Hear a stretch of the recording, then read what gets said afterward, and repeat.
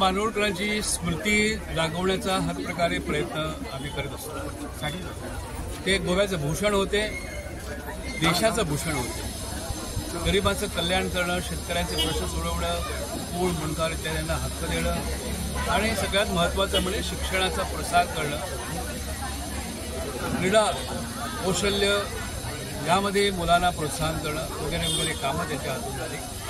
तर अशा ह्या भव्य दिव्य व्यक्तिमत्वाचा योग्य तो सन्मान राखला जावा या हेतूने पेडणे तालुका विकास परिषद किंवा विकास परिषद ही जी आमची संस्था आहे आणि त्याच्यामार्फत आम्ही या सगळ्या उपक्रम करत असतो. त्या संस्थेमार्फत भाऊसाहेब बानोडकर प्रथम असा भाऊसाहेब बानोडकर स्मृती पुरस्कार देण्याचं ठरलं आहे आणि त्यासाठी निवड झालेली आहे. ह्या पेडणे तालुक्याचे एक अत्यंत हुशार असे नागरी प्रशासनात ज्यांनी नाव कमावलंय. पहिले इंडियन ॲडमिनिस्ट्रेटिव्ह सर्व्हिसमधले एक सुपुत्र आशुतोष आपा तेली यांना हा पुरस्कार आम्ही आज जाहीर करतो आहोत.